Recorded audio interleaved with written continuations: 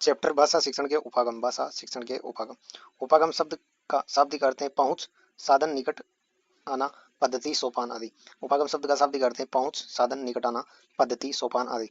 भाषा शिक्षण में उपागम का अर्थ हिंदी की किसी विद्या, गद्य, पद्य, नाटक, कहानी, रचना, व्याकरण, पाठ, संसर्ग का अध्ययन कराते समय स्पष्ट ज्ञान देने की पद्धति का नाम उपागम है। कुछ विद्वान परंपरागत विधियों को भी उपागम की संज्ञा देते हैं। हिंदी में विद्वानों ने प्रमुख रूप से रचना उपागम एवं पाठ संसर्ग उपागम को सबसे अधिक महत्व दिया है, क्योंकि ये दोनों उपागम गद्य, पद्य, एकांकी, नाटक और रचना पढ़ाते समय काम में आते हैं। शिक्षण में उपागम शब्द से अभिप्राय शिक्षण की उस प्रणाली या तरीके से है जिसके अंतर्गत शिक्षण विधियों का प्रयोग किया जाता है। यह छात्र को कक्षागत गतिविधियों एवं तकनीकियों द्वारा ज्ञान ग्रहण में मदद करता है। शैक्षिक उपागम ऐसा ढांचा है जो शैक्षिक गतिविधियों एवं शिक्षण विधियों को आधार प्रदान करता है। किसी भी प्रतिमान या उपागम में मुख्य रूप से 4 पद होते हैं। उद्देश्य, जो कार्य पूर्ण करना है। नंबर 1 है उद्देश्य, जो कार्य पूर्ण करना है। दूसरा संरचना, कार्य पूर्ण करने हेतु योजना। तीसरा है सामाजिक प्रणाली, क्रियान्विधि। नंबर 4 है मूल्यांकन, संपूर्ण क्रियाविधि का मूल्यांकन। हिंदी भाषा शिक्षण हेतु अनेक उपागम प्रचलित हैं, जिनमें से प्रमुख निम्नलिखित हैं। हिलदातबा का शिक्षण प्रतिमान। हिलदातबा का शिक्षण प्रतिमान, इस प्रतिमान को आगमन उपागम भी कहा जाता है। इस शिक्षण प्रतिमान के प्रवर्तक हिलदातबा हैं, जिन्होंने सेंट्रल कोस्टा विद्यालय में किए गए प्रयोगों के आधार पर इसका विकास किया है। विशेषतः तथ्यों एवं सूचनाओं का संग्रह किया जाता है। उनका मानना है कि पाठ्यक्रम निर्धारण में उनका सहयोग अवश्य होना चाहिए, जो इसका प्रयास करते हैं। इस प्रतिमान हेतु हिलदातबा ने 3 शिक्षण कार्य बताए हैं। संप्रत्यय का निर्माण करना। नंबर 1 है संप्रत्यय का निर्माण करना। नंबर 1 पहचान, आइडेंटिफिकेशन। अध्यापक विद्यार्थियों को समस्या से संबंधित वस्तुओं को पहचानने तथा गिनने को कहता है। नंबर 2 है समूह बनाना, ग्रुपिंग। अध्यापक विद्यार्थियों को कुछ संभावना, कुछ समानता के आधार पर इन वस्तुओं के समूह बनाने को कहता है। नंबर 3 है विकास करना, डेवलपिंग। पहचानने तथा समूह बनाने के पश्चात अध्यापक उन्हें उचित वर्गों में विकसित करने तथा उन पर लेबल लगाने को कहता है। नंबर 2 आंकड़ों की व्याख्या करना। नंबर 1 संबंधों की पहचान, आइडेंटिफाइंग रिलेशनशिप। अध्यापक के प्रश्न विद्यार्थियों को चुने हुए आंकड़ों के कुछ तत्वों को पहचान करने के लिए उत्साहित करते हैं। नंबर 2 संबंधों की व्याख्या, एक्सप्लेनिंग रिलेशनशिप। यहाँ विद्यार्थियों को एक जैसी वस्तुओं के परस्पर संबंधों की व्याख्या करनी होती है। अध्यापक कारण और प्रभाव से संबंधित प्रश्न पूछता है। नंबर 3 सामान्यकरण, जनरलाइजिंग। इस अवस्था में अध्यापक विद्यार्थियों को प्रदत्त आंकड़ों के आधार पर निष्कर्ष निकालने और सामान्यकरण करने के लिए प्रेरित करता है। नंबर 3 है सिद्धांतों का प्रयोग करना। उसमें समस्याओं की प्रकृति का विश्लेषण, संबंधित ज्ञान के प्रयोग से प्राकल्पना निर्धारण करना और प्राकल्पना की व्याख्या करना। नंबर 3 आवश्यक एवं पर्याप्त कारकों के निर्धारण के लिए तर्कयुक्त सिद्धांतों का प्रयोग करना और अनुमानों को प्रमाणित करना। नंबर 1 उद्देश्य अथवा केंद्र बिंदु, फोकस। इस शिक्षण प्रतिमान का मुख्य उद्देश्य मानसिक क्रियाओं का विकास करना तथा सिद्धांतों का बोध करने की क्षमता का विकास करना है। नंबर 2 संरचना, सिंटैक्स। इस शिक्षण प्रतिमान में ऐसी परिस्थितियां उत्पन्न की जाती हैं जिनसे मानसिक प्रक्रियाओं का विकास हो सके। इस प्रतिमान की संरचना विशेषतः 3 कौशलों पर निर्भर करती है, जिनमें से प्रत्येक के 3-3 भाग हैं। इस प्रकार कुल 9 अवयव इसमें पाए जाते हैं। नंबर 1 व्याख्या, दूसरा है समूहीकरण, नंबर 3 पहचान, तथ्यों, नंबर 4 है तथ्यों के मध्य संबंध बनाना, नंबर 5 है संबंध व्याख्या, नंबर 6 निष्कर्ष निरूपण, नंबर 7 उपकल्पना निर्माण, नंबर 8 उपकल्पनाओं की व्याख्या, नंबर 9 उपकल्पनाओं की जांच। नंबर 3 सामाजिक प्रणाली, सोशल सिस्टम। इस प्रतिमान में शिक्षक छात्रों को पारस्परिक सहयोग बना रहता है। इस प्रतिमान में शिक्षक छात्रों का पारस्परिक सहयोग बना रहता है। शिक्षक शिक्षण की सभी क्रियाओं पर नियंत्रण रखता है, किंतु कक्षा में सहयोग की भावना रहती है। नंबर 4 संभरण व्यवस्था, पोषण प्रणाली, सपोर्ट सिस्टम। आगमन प्रतिमान की सफलता के लिए पर्याप्त मात्रा में साहित्य तथा उपकरणों की आवश्यकता होती है। नंबर 5 मूल्यांकन।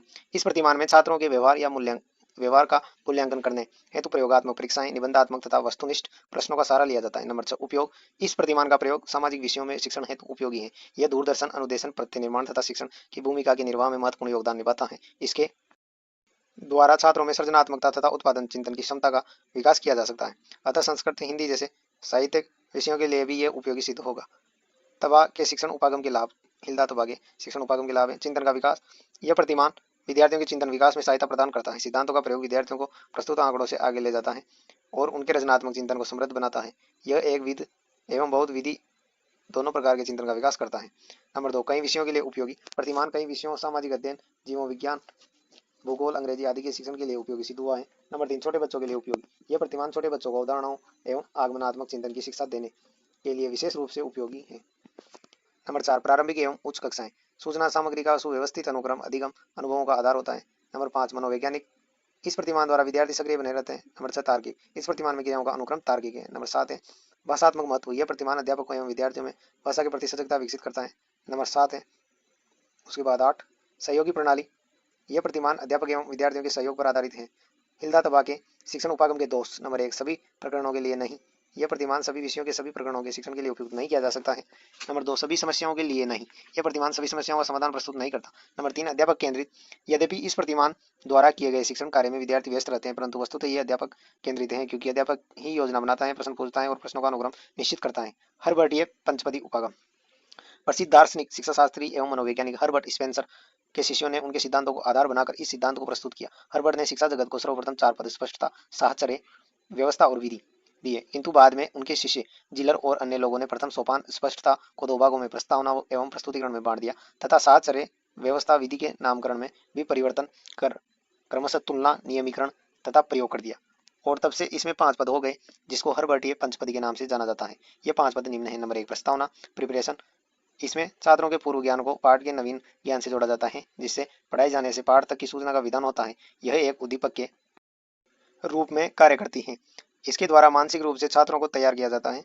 प्रश्न, चित्र, मानचित्र, श्लोक, कथा आदि द्वारा प्रस्तावना कर शिक्षक द्वारा पाठ की उद्घोषणा की जाती है। नंबर 2, विषयोपस्थापन, प्रस्तुतिकरण, प्रेजेंटेशन। उद्देश्य कथन के साथ इस चरण में विषय का प्रस्तुतिकरण किया जाता है। विषय वस्तु की विधा के अनुसार यह विषयोपस्थापन भिन्न भिन्न प्रकार का हो सकता है। गद्य में आदर्श वाचन, अनुकरण वाचन के बाद विविध विधियों द्वारा काठिन्य निवारण, प्रश्नोत्तर माध्यम से पाठ प्रवर्धन, सार कथन, मूल्यांकन आदि किया जाता है। नंबर 3, तुलना तथा तत्व निरूपण, अमूर्तीकरण, कंपैरिजन एंड एब्स्ट्रैक्शन। इसका उद्देश्य विषय वस्तु को स्पष्ट करना है। इसमें छात्रों को जहां समस्या होती है उसका हल करने के लिए विविध दृश्य, श्रव्य सामग्री, सार कथन, कथा आदि के प्रयोग से तुलना कर विषय को स्पष्ट किया जाता है। नंबर 4, सामान्यकरण अथवा नियमीकरण, जनरलाइजेशन। पढ़े गए पाठ का निष्कर्ष संपादन इस चरण में किया जाता है। इसका विशेष महत्व व्याकरण शिक्षण में है, जिसमें उदाहरणों का अध्ययन करते करते नियम बताना, गद्य पद्य पाठ में पूर्ण पाठ का सार बताना तथा प्रश्नों द्वारा मुख्य भाव ज्ञात करना, अर्थात इसका मुख्य उद्देश्य भी पाठ सार स्पष्ट करना है। नंबर 5, प्रयोग, एप्लीकेशन।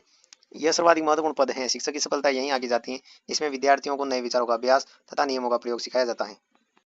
मूल्यांकन उपागम। इसके प्रवर्तक बीएस ब्लूम है तथा भौतिक विकास हेतु इस उपागम का निर्माण किया गया है।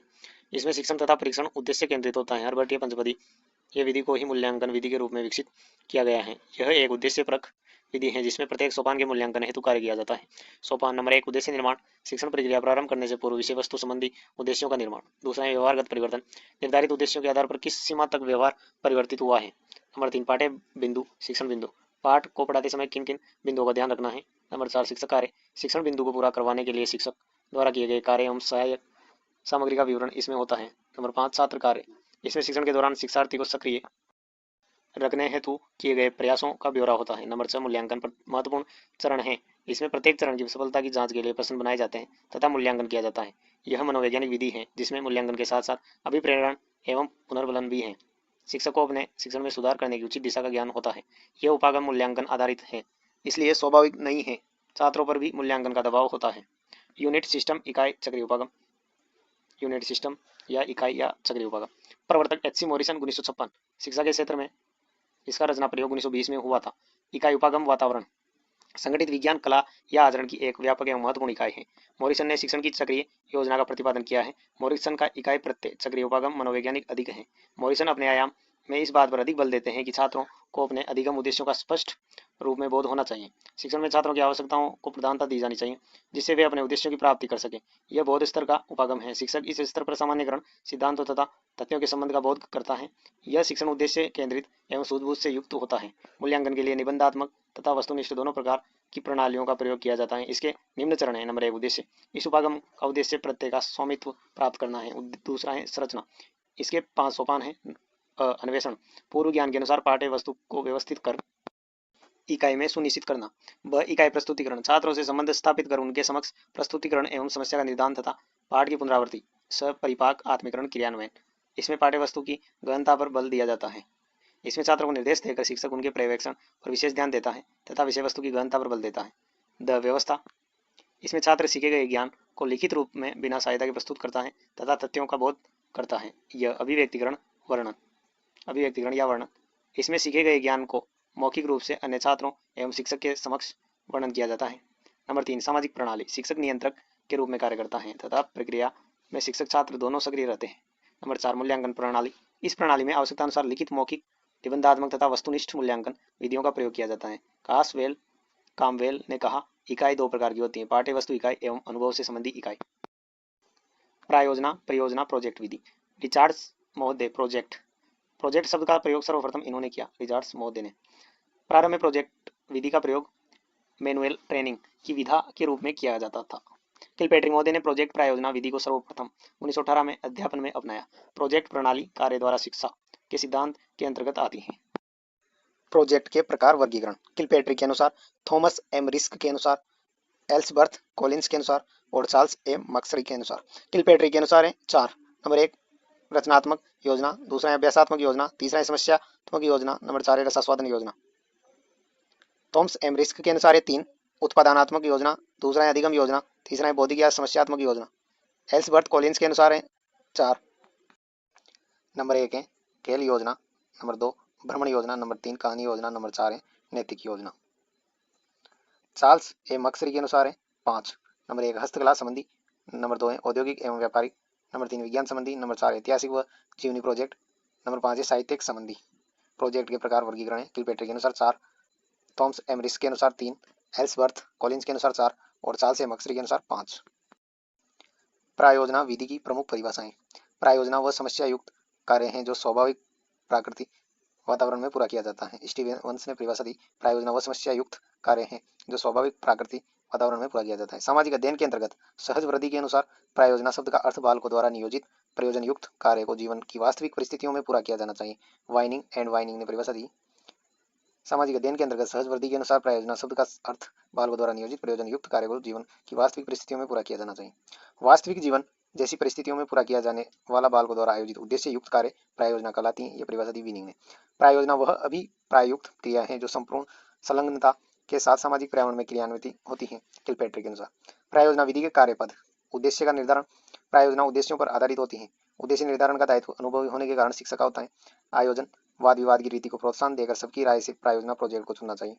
क्रियान्वयन बालक विभिन्न प्रकार की सामग्री एकत्रित करता है और उसे कई विषयों की जानकारी प्राप्त होती है। अध्यापक इस बात का ध्यान रखे कि छात्रों का परिश्रम तथा समय व्यर्थ न जाए। यदि कार्य धीमी गति से हो रहा है तो भी अध्यापक को आशावादी दृष्टिकोण अपनाना चाहिए। मूल्यांकन निर्धारित उद्देश्यों को ध्यान में रखते हुए प्रोजेक्ट के परिणामों पर भी विचार करना आवश्यक है। भविष्य के लिए सुझावों को भी निश्चित करना चाहिए जिससे कार्य करने संबंधी त्रुटियों से प्रोजेक्ट को बचाया जा सके। कार्य का लेखा। जो उपलब्धियां अचीवमेंट्स प्राप्त हुई हैं, जो नवीन तथ्य प्रकाश में आए हैं अथवा बाधाएं कमजोरियां जो सामने आई हैं, उनका लेखा जोखा रखना आवश्यक है। प्रायोजना विधि के गुण। यह करो और सीखो के सिद्धांत पर आधारित विधि है। यह विधि प्रायोजनानिष्ठ कार्य होने के कारण बालकों में रुचि बनाए रखती है। इस विधि में कार्य का वास्तविक परिस्थितियों से संबंध होने के कारण छात्र प्रत्यक्ष अनुभव प्राप्त करते हैं। इस विधि में छात्रों में सहयोग, व्यक्तिगत तथा सामूहिक उत्तरदायित्व की भावना का विकास होता है। प्रायोजना विधि की सीमाएं। यह विधि उच्च स्तर के बालकों के लिए उपयोगी है। प्रत्येक अध्यापक इस विधि का प्रयोग नहीं कर सकता, केवल परिश्रमी जागरूक अध्यापक ही इस विधि का प्रयोग कर सकते हैं। प्रायोजना विधि का प्रयोग प्रत्येक परिस्थिति में संभव नहीं है। राष्ट्रीय शैक्षिक अनुसंधान एवं प्रशिक्षण परिषद द्वारा प्रदत्त उपागम। 30 सितंबर 1961 को एनसीईआरटी की स्थापना के साथ ही 1961 में प्रस्तुत उपागम भी भारत में निर्मित एवं प्रस्तावित हुआ, इसलिए इसे भारतीय उपागम भी कहते हैं। कक्षा 1 से 8 तक के शिक्षण के लिए इस उपागम का प्रयोग पाठ्य योजना निर्माण के लिए किया गया। इसके 3 चरण हैं। नंबर 1 इनपुट अदा। इसके अंतर्गत विद्यार्थियों में अपेक्षित व्यवहार परिवर्तनों को निर्धारित किया जाता है। नंबर 2 प्रक्रिया। निर्धारित उद्देश्य की प्राप्ति के लिए प्रशिक्षण प्रक्रियाओं की व्यवस्था की जाती है। नंबर 3 आउटपुट प्रदा। इसके अंतर्गत छात्रों के वास्तविक व्यवहार में परिवर्तन होता है। उपागम की विशेषताएं। इस उपागम द्वारा पाठ नियोजन अत्यंत सरल रूप में निर्मित किया जाता है। इसमें अन्य उपागमों की तुलना में व्यवहारिक रूप अधिक सुनिश्चित एवं स्पष्ट होता है। इसमें ज्ञानात्मक, भावात्मक, मनोगत्यात्मक तीनों पक्ष उपयोगी होते हैं। यह प्रक्रिया आधारित उपागम है जिसमें मानसिक योग्यताओं पर विशेष बल दिया जाता है। भाषाई तत्वों का ज्ञान प्राप्त करने के 2 माध्यम हैं जिन्हें भाषा तत्व शिक्षण के उपागम कहते हैं। नंबर 1 पाठ संसर्ग उपागम, दूसरा है रचना शिक्षण उपागम। नंबर 1 पाठ संसर्ग उपागम। जब अध्यापक किसी पाठ का अध्यापन कार्य करता है तब उसे जीवन से संबंधित विषय वस्तु के साथ जोड़कर पढ़ाता है जिससे विषय वस्तु रुचिकर बन जाती है। इसके अंतर्गत शिक्षक पाठ के माध्यम से भाषा तत्वों का ज्ञान विद्यार्थियों को करवाता है। नंबर 2 रचना शिक्षण उपागम। जब किसी रचना का निर्माण किया जाता है तब उसे कला पक्ष एवं भाव पक्ष दोनों के साथ जोड़कर अभिव्यक्ति की जाती है ताकि रचना से सौंदर्य अनुभूति हो सके। रचना शिक्षण में लिखित और मौखिक रचना के समय उपयुक्त और अनुपयुक्त शब्दों का ज्ञान करवाया जाता है ताकि इन शब्दों का यथास्थान उपयुक्त प्रयोग किया जा सके। बॉटम अप उपागम। बॉटम अप अप्रोच उपागम यानी नीचे से ऊपर की ओर दृष्टिकोण एक शिक्षण रणनीति है। इसमें सरल से जटिल की ओर प्रगति की जाती है। इस दृष्टिकोण में भाषा के सबसे छोटे घटक यानी वर्ण से शुरू किया जाता है और फिर पद, पदांश और अंत में वाक्य बनाए जाते हैं। प्रमुख विशेषताएं। बॉटम अप अप्रोच में व्यक्तिगत ध्वनियों, शब्दों और वाक्यांशों पर ध्यान केंद्रित किया जाता है। इस उपागम में वाक्य की सबसे बुनियादी इकाइयों के अलग अलग अर्थों या व्याकरण संबंधी विशेषताओं को देखकर भाषा को समझा जाता है। नंबर 3, इस उपागम में किसी विषय को सुनते समय मुख्य बिंदुओं का इस्तेमाल करके स्कीमा बनाई जाती हैं और निष्कर्ष निकाला जाता है। शिक्षण में बॉटम अप अप्रोच और टॉप डाउन अप्रोच, ऊपर से नीचे की ओर, दोनों का इस्तेमाल किया जा सकता है। दोनों प्रक्रियाओं के बीच गतिशील अंतरक्रिया होती है। जटिल कार्यों को प्रभावी ढंग से पढ़ने के लिए इन दोनों प्रक्रियाओं का लाभ उठाना चाहिए। संप्रत्य संकल्पना मानचित्रण। संकल्पना मानचित्र गणितीय संबंध देखने में सहायता करने वाला एक अच्छा उपकरण है। लाक्षणिक रूप से यह संकल्पना को एक नोड के रूप में निरूपित करने वाली शब्दों या वाक्यांशों की एक श्रृंखला और उसे एक अन्य संकल्पना से जोड़कर दोनों के बीच संबंध अभिव्यक्त करने वाली एक रेखा होती है। यह विद्यार्थियों द्वारा अन्वेषण और उनकी समझ की समीक्षा करने के लिए एक अच्छा उपकरण व रणनीति है। इसे विद्यार्थियों के ज्ञान और उनके मन की भ्रांतियों को पता करने के लिए एक आकलन उपकरण के तौर पर भी उपयोग किया जा सकता है। संप्रत्यय मानचित्रण की संकल्पना की शुरुआत जोसेफ डी नोवाक तथा उनके सहयोगियों ने लगभग 1970 के दशक में किया था। संकल्पना मानचित्र को किसी विशेष प्रकरण से संबंध संकल्पनाओं के बीच के संबंध के बारे में किसी व्यक्ति के ज्ञान का निरूपण माना जा सकता है। नोवाक व गोविन 1984। यह एक पूरक तकनीक है जो विचारों के संगठन और अवधारणाओं के बीच के संबंध स्थापित करती है। इसको सार्थक अधिगम के एक उपकरण के रूप प्रयोग किया जाता है। यह अवधारणाओं के बीच संबंधों को एक चित्र द्वारा दर्शाता है। बिरबिली 2006 ने उद्धृत किया है कि अवधारणा नक्शा विद्यार्थियों को मुख्य संप्रत्तियों का बोध, मुख्य संप्रत्तियों की पहचान और उनके बीच संबंधों को दिखाने में सहायता करता है। वस्तुनिष्ठ प्रश्न। नंबर 1, हर्बर्ट उपागम के 4 पदों को पंचपद प्रणाली में बदला गया। तो इसका आंसर है नंबर 2, जिलर के द्वारा। दूसरा क्वेश्चन है, टॉप डाउन से आशय समग्र अर्थ पर ध्यान देना, अधोमुखी बॉटम अप से क्या आशय है। तो इसका आंसर है नंबर 4, पाठ्य वस्तु के शब्दों और वाक्यों पर ध्यान देना। नंबर 3, रिस्क के इकाई योजना सोपानों के अंतर्गत विषय वस्तु की प्रकृति इस सोपान का मौलिक अंश है। नंबर 2, खंड के विशिष्ट उद्देश्यों का चयन, खंड के विशिष्ट उद्देश्यों का चयन। पठन सिखाने के उस तरीके को क्या कहा जाता है जिसमें शब्दों के अर्थ को प्रयुक्त संदर्भों के अनुसार समझने पर बल दिया जाता है। तो इसका आंसर है नंबर 4, समग्र भाषा उपागम। नंबर 5, पठन सिखाने का वह उपागम जिसमें मूल तत्वों जैसे वर्णों और स्वनिम से शुरू किया जाता है और जिसमें बच्चों को यह सिखाया जाता है कि समग्र रूप से पठन सीखने से पहले स्वनिम को शब्दों से मिलाया जाता है। इस उपागम को क्या कहेंगे। नंबर 3 आंसर है इसका, अधोमुखी बॉटम अप उपागम। व्याख्या, बॉटम अप दृष्टिकोण एक ऐसी रणनीति है। बॉटम अप दृष्टिकोण एक ऐसी रणनीति है जो सबसे बुनियादी स्तर से शुरू होती है और एक बड़ी तस्वीर या समाधान तक अपना काम करती है। इसका उपयोग प्रबंधन, सॉफ्टवेयर विकास और परियोजना नियोजन सहित कई क्षेत्रों में किया जाता है। नंबर 6, कौन सी विधि व्यवहारिकतावाद के दर्शन और करके सीखने के सिद्धांत पर आधारित है। तो नंबर 2 आंसर है इसका, प्रायोजना विधि। नंबर 7, हर्बर्ट उपागम किससे संबंधित है। नंबर 3, पाठ योजना से। नंबर 8 क्वेश्चन है, फादर ऑफ प्रोजेक्ट मेथड किसे माना जाता है। Number 1, WH Kilpatrick. निम्नलिखित में से कौन सा एक प्रायोजना का प्रकार थॉमस एमरिस्क ने माध्यमिक विद्यालयों के लिए प्रतिपादित किया था। नंबर 3, उत्पादक प्रायोजनाएं। नंबर 10, निम्नलिखित में से क्या परियोजना विधि का एक मूल सिद्धांत नहीं है। तो नंबर 1, वेद था। ये इस परियोजना विधि का मूल सिद्धांत नहीं है, वेद था। गतिविधि, उपयोगिता और उद्देश्य तीनों तो हैं, गतिविधि, उपयोगिता, उद्देश्य और वेदता नहीं है। करके सीखना सिद्धांत किस विधि पर आधारित है। नंबर 4, प्रायोजना विधि। प्रायोजना विधि का दार्शनिक आधार है। नंबर 3, प्रायोजनावाद में है इसका दार्शनिक आधार। परियोजना कार्य के कुछ चरण यहाँ दिए जा रहे हैं। नंबर 1, रूपरेखा निर्माण। दूसरा, मूल्यांकन। तीसरा, परियोजना का चुनाव। नंबर 4, परियोजना का कार्यान्वयन। नंबर 5, रिपोर्ट तैयार करना। इन चरणों का सही क्रम है। इसका आंसर है नंबर 4, 1 3 4 2 5, 1 3 4 2 5, 1 3 4 और 2 5। नंबर 1 है रूपरेखा निर्माण करना, फिर उसके बाद है परियोजना का चुनाव, फिर परियोजना का कार्यान्वयन, फिर मूल्यांकन, फिर नंबर 5 रिपोर्ट तैयार करना सबसे लास्ट में होगा। नंबर 14 क्वेश्चन है, प्रदूषण पाठ अधिगम के लिए कौन सी विधि अधिक प्रभावी होगी। नंबर 3, प्रायोजना विधि। एक शिक्षण व्यू रचना जिसमें ग्राफिकल उपकरणों का उपयोग विद्यार्थियों को किसी विषय के ज्ञान को व्यवस्थित एवं निरूपित करने में सहायता देने के लिए किया जाता है, कहलाती है। नंबर 2, संकल्पना मानचित्र। किलपैट्रिक ने प्रायोजना पद्धति में मूलतः कितने प्रकार की प्रायोजनाएं बतलाई थी। नंबर 2, 4 प्रकार की। प्रोजेक्ट पद्धति निम्नांकित में से किस दार्शनिक विचारधारा पर आधारित है। नंबर 3, प्रयोजनवाद। शिक्षण में प्रयोजना विधि महत्वपूर्ण है क्योंकि नंबर 4, करके सीखना स्थायी होता है। किस उपागम के अनुसार अधिगम आंतरिक संज्ञानात्मक गतिविधि के रूप में होता है। नंबर 1, रचनावादी उपागम। व्याकरण सिखाने का कौन सा उपागम इस मत को प्रोत्साहित करता है कि भाषा अधिगम नियमों को सीखने से संबंधित है। नंबर 2, निगमनात्मक। नंबर 2, संरचनात्मक उपागम का अन्य नाम है। नंबर 3, वाक्य गठन उपागम। ब्लूम उपागम के अनुसार शिक्षा की त्रिपदी प्रक्रिया में सम्मिलित पद है। नंबर 4, व्यवहार परिवर्तन। इनमें से कौन सा परिवीक्षित अध्ययन उपागम का सोपान नहीं है। नंबर 4, कलात्मक प्रायोजन। किस मुख्य तकनीक में रेखीय नाटक उपागम के माध्यम से शिक्षक पाठ क्रिया को रोके बिना कौशल शिक्षण को सुगम बनाता है। Number 4, side coaching. छात्रों के वर्तनीजन्य दोषों के निराकरण का उपयोगी उपागम है। तो नंबर 4 उपचारात्मक शिक्षण। उच्च प्राथमिक स्तर पर व्याकरण शिक्षण की सर्वाधिक उचित विधि है नंबर 2 आगमन विधि। उच्च प्राथमिक स्तर पर व्याकरण शिक्षण की सर्वाधिक उचित विधि है आगमन विधि। नंबर 27 है प्रक्रिया उन्मुख नाटक उपागम की किस तकनीक में प्रतिभागी विश्वसनीय और यथार्थवादी पात्रों का निर्माण करते हैं जिनका पात्र में निहित स्वार्थ होता है नंबर 3 रोल प्ले। राजस्थान राज्य पाठ्यचर्या 2023 में विद्यार्थी और शिक्षक की भूमिका। राजस्थान राज्य पाठ्यचर्या 2023 में विद्यार्थी और शिक्षक की भूमिका है। विद्यार्थी की भूमिका आधुनिक संदर्भ में बाल केंद्रित शिक्षा के अंतर्गत विद्यार्थी शिक्षण प्रक्रिया का केंद्र बिंदु होता है। अतः अधिगम प्रक्रिया के दौरान स्वतंत्र रूप से स्वयं को अभिव्यक्त करें।